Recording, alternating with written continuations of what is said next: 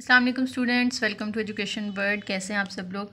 अच्छा जी, मैथ 101 की सीरीज़ में आज हम लेक्चर नंबर 6 करने वाले हैं, जिसमें हमने फंक्शंस का इंट्रोडक्शन करना है कि फ़ंक्शन क्या होता है और इससे रिलेटेड कुछ एग्जांपल्स करेंगे हम। तो चलते हैं डायरेक्ट अपने टॉपिक पे, लेकिन उससे पहले आपसे रिक्वेस्ट है कि अगर आपने चैनल को सब्सक्राइब नहीं किया तो प्लीज़ सब्सक्राइब कर लें और वीडियो को लाइक ज़रूर कीजिएगा अगर आपको पसंद आए तो, और अपने क्लास वालों के साथ शेयर भी कीजिएगा। तो स्टार्ट करते हैं। हमारा पहला टॉपिक है इस लेक्चर का फंक्शन। फंक्शन क्या होता है? This term was used first by French mathematician Lebanese. एक फ्रेंच मैथमेटिशियन था जिसने इसको सबसे पहले यूज़ किया इस टर्म को। He use it to denote dependence of one quantity on another. यानी फंक्शन जो है बेसिकली उसका मकसद क्या है कि आप अगर दो नंबर्स हैं या दो क्वांटिटीज़ हैं आपके पास, तो एक क्वांटिटी दूसरे पे किस तरह से डिपेंड कर रही है, उनकी डिपेंडेंस को शो करने के लिए हम फंक्शन यूज़ करते हैं। ठीक है, मज़ीद इस कॉन्सेप्ट को हम आगे एग्जांपल के ज़रिए क्लियर करते हैं। एरिया का फॉर्मूला दिया है, area of circle A is equal to pi r square. अब आप यहाँ पे देख सकते हैं कि एरिया की वैल्यू जो है ना वो चेंज होती जाएगी जैसे जैसे हम आर की वैल्यू चेंज करेंगे। यानी एरिया का जो फंक्शन है it depends upon the radius are.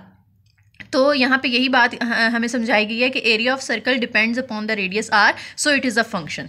ठीक है, तो ये जो एरिया है ये किसका फंक्शन है? रेडियस का फंक्शन है, क्योंकि एरिया रेडियस पे डिपेंड कर रहा है।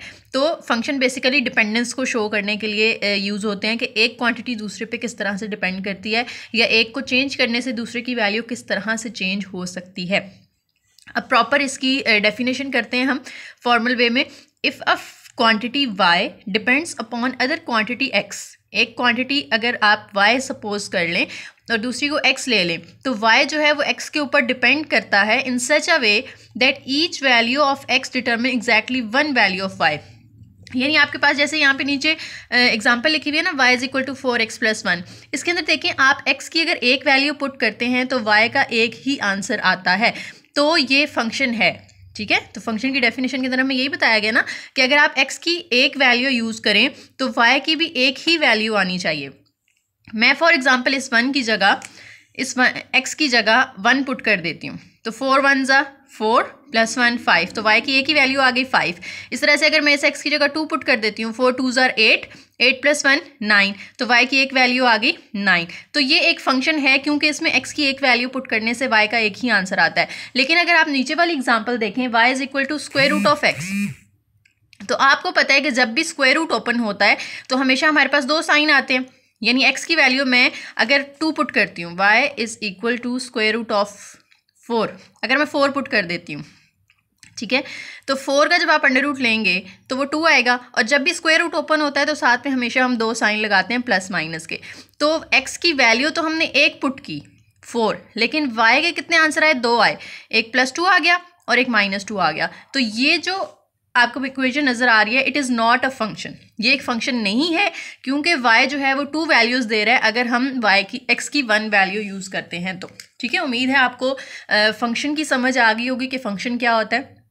अब चलते हैं उसकी नोटेशन की तरफ। अच्छा जी, नोटेशन का मतलब है कि आपने उसको रिप्रेजेंट करने के लिए क्या मतलब तरीका होता है या किस तरह से आप उसको लिखते हैं। तो यूलर एक मैथमेटिशियन था, उसने इंट्रोड्यूस करवाई इसकी नोटेशन। आप उसको इस तरह से लिखते हैं, y is equal to f of x, y is a function of x। ठीक है, इसको हम इस तरह से पढ़ते हैं। अब यहाँ पे ये जो y है ना, ये डिपेंड कर रहा है x की वैल्यू पे। यानी x की वैल्यू आप पुट करेंगे तो उसकी बेस पे y की वैल्यू आएगी ना, जो x की वैल्यू पुट करेंगे उस हिसाब से y की वैल्यू चेंज होती जाएगी। जैसे यहाँ पे हमने ऊपर एग्जांपल की थी, x की वैल्यू चेंज करने से y की वैल्यू चेंज हो जाती है, तो इसका मतलब है y जो है वो x पे डिपेंड कर रहा है। तो x जो है वो इंडिपेंडेंट वेरिएबल है क्योंकि इसकी कोई भी वैल्यू पुट की जा सकती है, और y इस पे डिपेंड कर रहा है, इसलिए y जो है वो डिपेंडेंट वेरिएबल होगा। ठीक है, और इसको पढ़ते कैसे हैं? y equals f of x, y equals f of x। और इस तरह से भी पढ़ सकते हैं, y is a function of x, y is a function of x। और यहाँ पे उन्होंने बता दिया कि x जो है वो इंडिपेंडेंट वेरिएबल है और y जो है वो डिपेंडेंट वेरिएबल है। ये मैं आपको एक्सप्लेन कर चुकी हूँ। अब एग्जाम्पल की तरफ चलते हैं। सॉल्व करने वाली कुछ एग्जांपल्स हैं। यहाँ पे हमारे पास पहले y की एक वैल्यू दी हुई है f ऑफ x की is equal to x square. एक फंक्शन आपको दे दिए y is equal to f of x, और वो जो f ऑफ x है वो किसके इक्वल है? x स्क्वायर के। हमसे कहा गया है कि f ऑफ 3 फाइंड करें एंड f ऑफ -2 फाइंड करें। तो देखें, अगर हम यहाँ से यूज़ करते हैं ना f ऑफ एक्स, वाई और एफ ऑफ एक्स दोनों में से कोई भी एक लिख लें, इक्वल्स एक्स स्क्वायर है। हमारे पास ये फंक्शन है, तो हमने फाइंड करना है एफ ऑफ 3, यानी ये जो एफ है वो तो वैसे ही रहेगा ना। इस एक्स की जगह पे हमने क्या पुट कर दिया 3।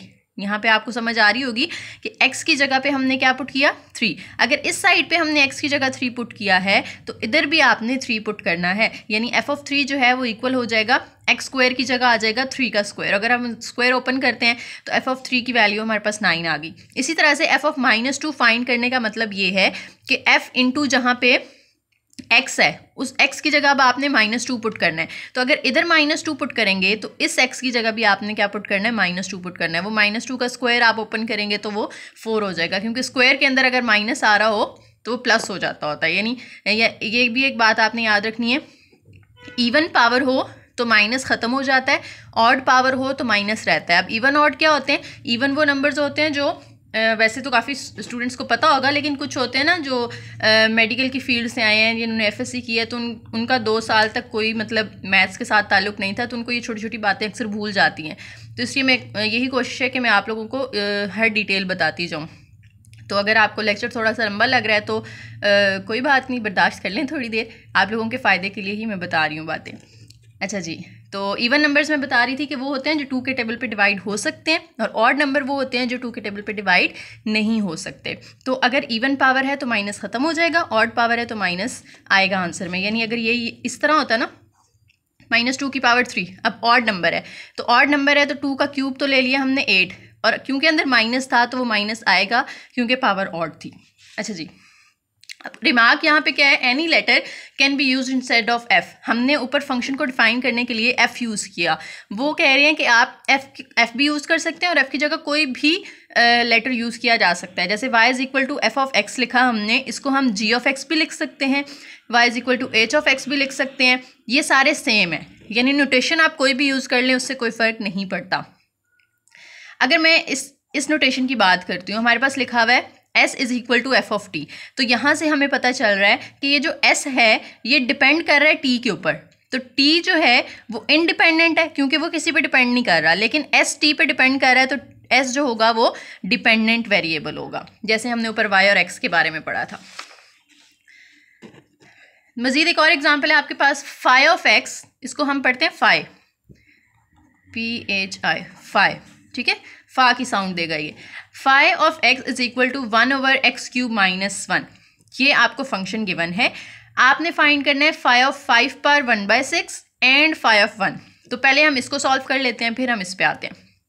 फाई ऑफ x था, x की जगह क्या पुट कर दिया 5 पावर 1/6। अगर इस x की जगह हम 5 पावर 1/6 पुट करते हैं तो फंक्शन के अंदर जो x आ रहा है उसकी जगह भी 5 पावर 1/6 पुट करेंगे, और x का क्योंकि क्यूब था तो इसका भी क्यूब आ जाएगा, साथ में ये ऊपर वाला 1 और ये साइड पे -1 वो एज इट इज़। अब यहाँ पे 3 और 6 की कटिंग होती है, 3 2s are 6, तो 5 की पावर 1/2 रह गया -1, और 5 पावर 1/2 का मतलब होता है square root, 1/2 power under root को शो करती है ना, तो √5 आ गया, बाकी सब वैसे ही है। तो ये आपने इसका आंसर निकाल लिया।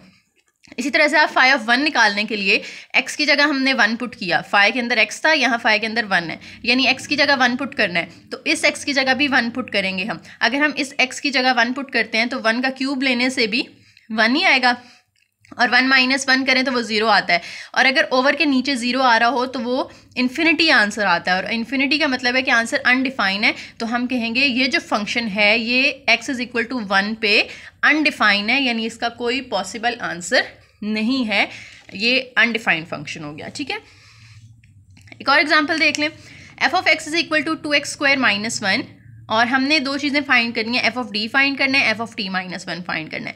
पहले हम f ऑफ d फाइंड करते हैं। f ऑफ x था, अब f ऑफ d है, यानी x की जगह हमने क्या पुट करना है d पुट करना है। तो इस x की जगह जब d पुट करेंगे तो इधर इस x की जगह भी आपने d पुट कर दिया, 2x² था वो 2d² हो गया -1 एज इट इज़। तो ये आपका सिंपल सा आंसर, क्योंकि इसको हम मजीद सॉल्व तो नहीं कर सकते, तो यही आंसर होगा आपका। दूसरी साइड पे अब हमने सेकंड पार्ट में f ऑफ t - 1 फाइंड करना है, यानी इस x की जगह आपने t - 1 पुट किया, इस x की जगह भी आप t - 1 पुट करेंगे, 2 एज इट इज़, x की जगह t - 1, x का स्क्वायर था तो t - 1 का भी होल स्क्वायर लेना है आपने, -1 एज इट इज़। अब 2 एज इट इज़, इस पे होल स्क्वायर का फॉर्मूला खोल दें। होल स्क्वायर का फॉर्मूला क्या होता है, a - b का होल स्क्वायर इक्वल होता है a² - 2ab plus B square, ठीक है। इस फॉर्मूला को यूज़ करते हुए आपने ये खोलना, उम्मीद है ये फॉर्मूला आता होगा आप लोगों को। तो ए स्क्वायर की जगह टी स्क्वायर आ गया और बी स्क्वायर की जगह आपने 1 का स्क्वायर ले लिया, वो 1, और 2ab की जगह आपने 2 इंटू टी इंटू 1 करना है तो वो 2t आ जाएगा, और ये बाहर वाला -1 एज इट इज़। अब 2 को अंदर मल्टीप्लाई करते हैं ब्रैकेट ओपन करके, 2 अंदर तीनों के साथ मल्टीप्लाई होगा, 2t square, 2 1s are 2 and 2 2s are 4t, ये -1 वैसे ही। अब एक टी स्क्वायर वाली वैल्यू थी वो लिखी, फिर टी वाली वैल्यू हमने लिख ली, और कांस्टेंट 2 आ रहे थे, 2 -1 तो वो 1 आ गया। तो इस तरह से हमने इसका आंसर निकाल लिया। नेक्स्ट हमारे पास इसके बारे में भी एक रिमार्क है, if two functions look alike in all aspects other than variables then they are same. For example G of X is equal to X square minus 4x, G of C is equal to C square minus 4c। जैसे पीछे मैंने आपको बताया था कि आप letter कोई भी यूज़ कर सकते हैं, ठीक है। तो दोनों देखें फंक्शंस देखने में सेम लग रहे हैं, यानी एक नंबर का स्क्वायर है और फिर 4 टाइम्स ऑफ दैट नंबर, यहाँ पे भी एक नंबर का स्क्वायर है and 4 times of that number, और दोनों के दरमियान माइनस है। तो सिर्फ फ़र्क कहाँ आ रहा है, लेटर का आ रहा है ना, यहाँ x यूज़ हुआ था, यहाँ c यूज़ हुआ है, लेकिन दोनों फंक्शंस क्या है, सेम है, सिर्फ आपने नोटेशन थोड़ी सी चेंज कर दी है, यानी लेटर चेंज कर दिया, दोनों का आंसर सेम ही आएगा। कैसे, अगर मैं आपको कहूँ कि x is equal to 1 put करें and c is equal to 1 put करें, तो देखें दोनों का आंसर सेम ही आने वाला है। 1 का स्क्वायर -4 1s are 4, तो 1 का स्क्वायर तो 1 होता है, इसका आंसर आ जाएगा -3। इसमें भी अगर आप 1 पुट करते हैं तो 1 का स्क्वायर -4 इंटू 1, 1 का स्क्वायर तो 1 आ गया, -4 1s are 4, तो इसका भी आंसर -3। तो देखिए आंसर दोनों का सेम आ रहा है, इसका मतलब है दोनों फंक्शन सेम है, लेटर चेंज करने से कोई फ़र्क नहीं पड़ता।